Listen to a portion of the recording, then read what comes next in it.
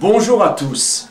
Lors de ma campagne menée pour les élections présidentielles de 2012, j'avais largement expliqué l'impérieuse nécessité de créer une union nationale reposant sur 5 axes. Les conditions d'emploi des jeunes et des personnes en fin de droit, dont beaucoup de seniors. La souplesse fiscale nécessaire permettant aux entrepreneurs français d'être concurrentiels sur les marchés. La politique de santé. La politique sociale en faveur des seniors et des plus démunis. Enfin, la politique d'immigration. Malheureusement, ma proposition n'a pas trouvé l'écho espéré. En temps de guerre, la France a été capable de trouver cette union nationale salutaire. Aujourd'hui, suite à la mondialisation, nous sommes en guerre économique. Et si nous ne réagissons pas, nous allons la perdre. C'est la raison pour laquelle cette union nationale est plus que jamais nécessaire. Nos voisins et alliés allemands ont bien compris l'enjeu.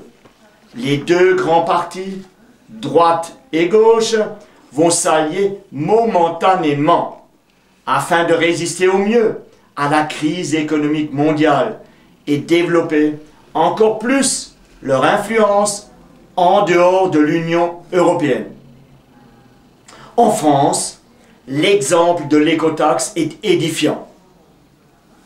Cet impôt, initié par la droite, a également été voté par la gauche.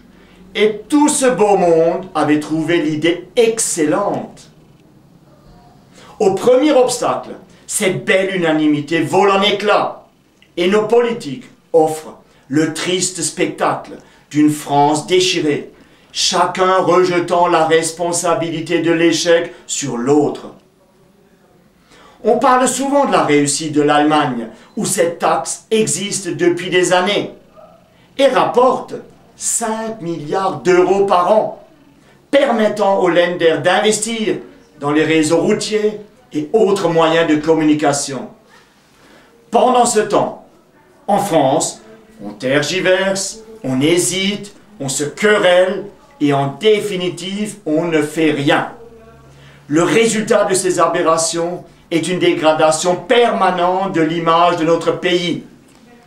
Allons-nous continuer longtemps à subir ceci? Moi, en tant que président de l'Union élargie des seniors, je dis non. À bientôt pour une nouvelle vidéo.